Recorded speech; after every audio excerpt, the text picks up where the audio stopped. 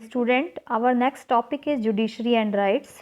Judicial activism I hope आपको समझ आ गया होगा। जुडिशरी एंड राइट्स, जुडिशरी और राइट्स किस तरीके से एक दूसरे से जुड़े हुए हैं ये हम स्टडी करते हैं। We have already seen that the judiciary is entrusted with the task of protecting rights of individual. हमने देखा है कि जो न्यायपालिका होती है वो हमारे जो राइट्स होते हैं उनकी प्रोटेक्शन का जो रिस्पॉन्सिबिलिटी है वो किसके पास है? जुडिशरी के पास। द कॉन्स्टिट्यूशन प्रोवाइड, इसमें कॉन्स्टिट्यूशन में दो तरीके जो प्रोवाइड हुए हैं जिनको रेमेडी कहा जाता है, जो कि राइट्स को अगर वॉयलेट किया जाता है तो उसके लिए ये दो रेमेडी जो हैं, फर्स्ट क्या है? It can restore fundamental rights by issuing writs of habeas corpus. Student, जो सुप्रीम कोर्ट है वो क्या कर सकता है कि मौलिक अधिकारों की प्रोटेक्शन के लिए रिट जारी कर सकता है। जैसे कि आर्टिकल 32 के अकॉर्डिंग सुप्रीम कोर्ट रिट जारी कर सकता है अगर किसी के फंडामेंटल राइट्स वायलेट हो रहे हैं, और आर्टिकल 226 के अकॉर्डिंग हाई कोर्ट रिट जारी कर सकता है अगर किसी के फंडामेंटल राइट्स को वायलेट किया जा रहा है। तो एक तरीके से यहाँ राइट्स को प्रोटेक्शन देता है। Secondly, the supreme court can declare the concern law as unconstitutional and therefore non operational. Supreme court किसी भी कानून को, मतलब कोई भी कानून अगर बनाया गया है उसको अनकॉन्स्टिट्यूशनल डिक्लेयर कर सकता है अगर उसको लगता है कि ये कॉन्स्टिट्यूशन के अकॉर्डिंग नहीं है, एंड देयरफॉर नॉन ऑपरेशनल, और उसको फिर वो लागू होने से रोक सकता है। ये आर्टिकल 13 में ये पावर जो है सुप्रीम कोर्ट को दी गई है। नेक्स्ट देखिए, together these two provision of the Constitution established the Supreme Court as the protector of fundamental rights of the citizen on the one hand and interpreter of constitution on the other. अगर हम दोनों ही चीज़ों को अच्छे तरीके से देखें तो हमें ये मिलता है इसमें कि ये दोनों ही जो प्रोविज़न है वो जो कॉन्स्टिट्यूशन में दिए गए हैं वो सुप्रीम कोर्ट को हमारा एक प्रोटेक्टर भी कहते हैं, जैसे कि हमारे राइट्स को प्रोटेक्ट करता है वो। और सेकंड, जैसे कि वो किसी कानून को अनकॉन्स्टिट्यूशनल डिक्लेयर करके उसको लागू होने से रोकता है, तो यहाँ पर कॉन्स्टिट्यूशन को इंटरप्रेटर कहा जाता है, यानी कि वो अच्छे तरीके से कानून को जांच करता है उसकी अच्छे तरीके से। The second of the two ways mention above involve, जो सेकेंड तरीका है उसमें हम जुडिशियल रिव्यू को इसमें इन्वॉल्व देखते हैं कि जुडिशियल रिव्यू। अब देखिए जुडिशियल रिव्यू क्या होता है। जुडिशियल रिव्यू मीन्स एक ऐसी पावर होती है जुडिशियल रिव्यू होता है न्यायिक पुनर्निरीक्षण, यानी कि कोई भी कानून बनाया उसको दोबारा से चेकआउट करना।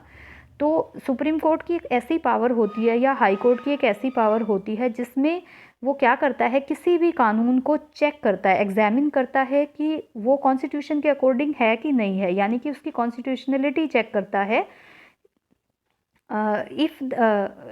If the court arrives at the conclusion that the law is inconsistent with the provision of the constitution, अगर कोर्ट को लगता है कि जो कानून बना है वो कॉन्स्टिट्यूशन के प्रोविज़न के अकॉर्डिंग नहीं है, यानी कि वो अनकॉन्स्टिट्यूशनल है, such a law is declared as unconstitutional and inapplicable. तो उस तरह के कानून को वो अनकॉन्स्टिट्यूशनल अनाउंस कर सकता है और उसको लागू होने से रोक सकता है। तो यही जुडिशियल रिव्यू होता है कि किसी भी कानून जो बनाया गया है उसको अच्छे तरीके से एग्जामिन करना, अगर कॉन्स्टिट्यूशन के अकॉर्डिंग नहीं है तो उसको अनकॉन्स्टिट्यूशनल डिक्लेयर करना और उसको लागू होने से रोकना।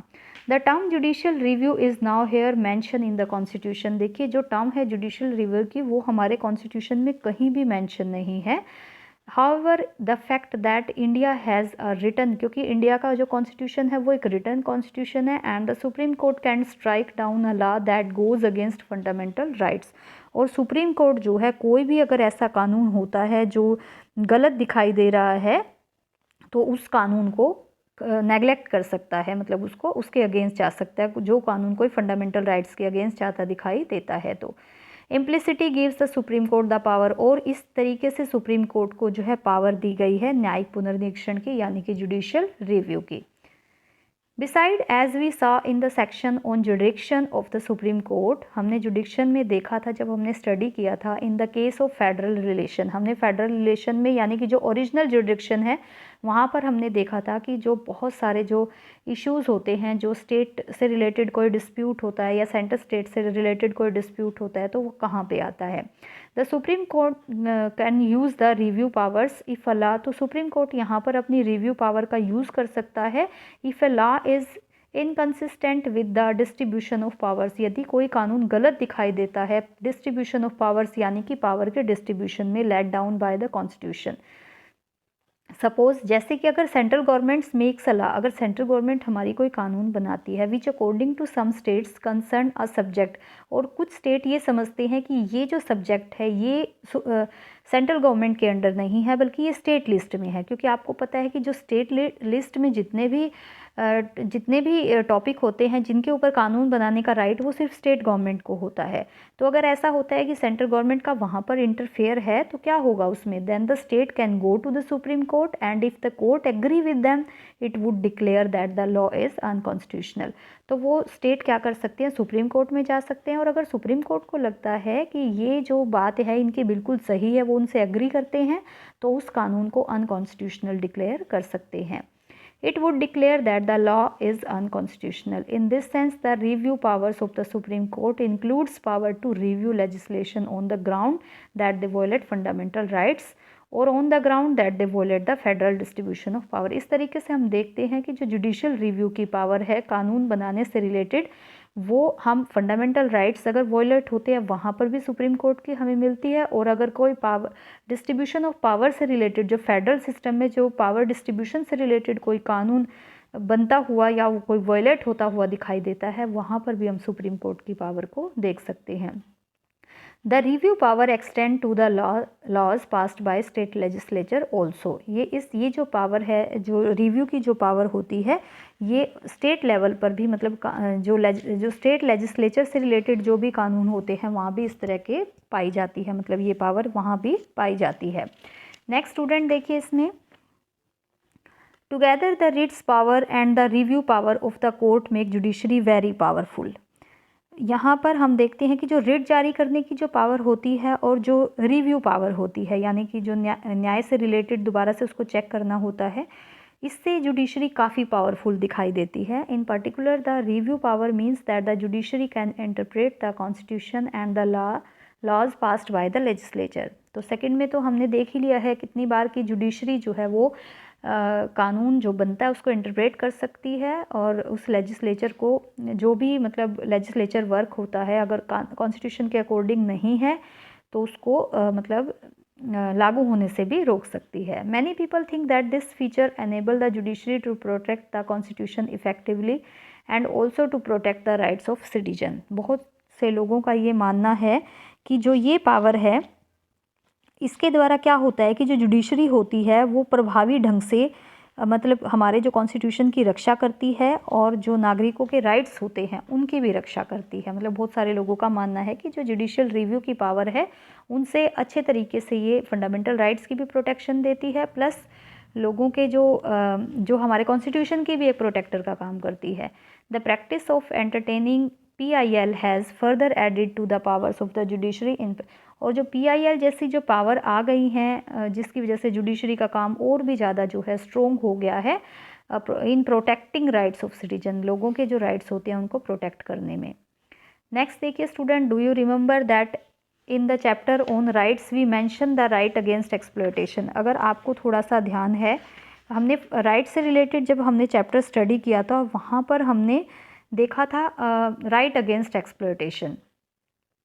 The rights prohibit force labour. इसमें क्या था कि जो राइट्स क्या करता था कि जो फोर्स लेबर है उसको प्रोहिबिट करता था, यानी जो ट्रेड इन ह्यूमन फ्लैश और जो इंसान की जो ख़रीद फ़रोख्त होती है उसको प्रोहिबिट करता था, plus employment of children in hazardous jobs, जो बहुत ही ख़तरनाक काम होते थे जो बच्चों के द्वारा किए जाते थे, जो चाइल्ड लेबर होती थी उसको प्रोहिबिट करता है।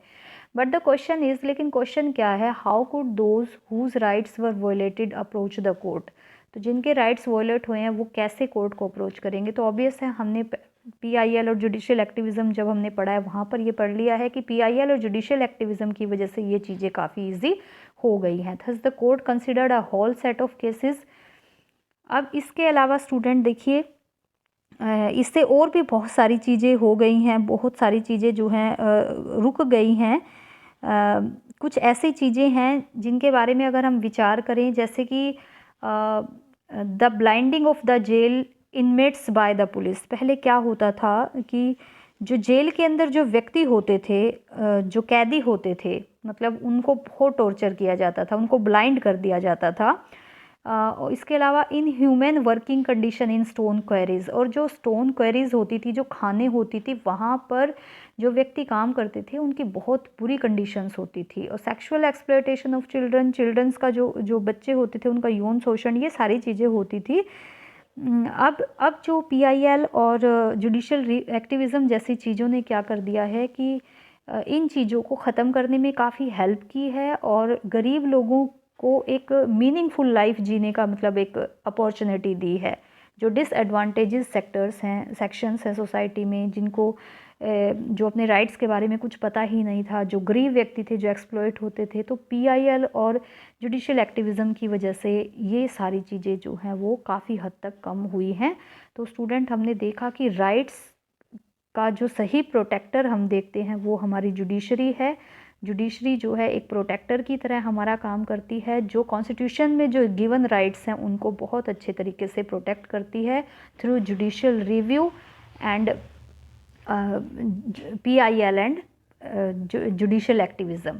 तो ये टॉपिक दोनों ही मिलते जुलते थे, इसलिए मैंने आपको साथ के साथ करा दिए हैं। इस चैप्टर का लास्ट टॉपिक हमारा पेंडिंग है बस अब, जुडिशरी एंड पार्लियामेंट। तो दोनों में क्या रिलेशन है, ये भी इम्पोर्टेंट टॉपिक है। आई होप आपको ये दोनों आज के जो कराए हैं ये समझ आ गए होंगे, और इनसे रिलेटेड जो भी क्वेश्चन बनेगा आप उसके नोट्स बहुत अच्छे से प्रिपेयर करेंगे। Thank you so much.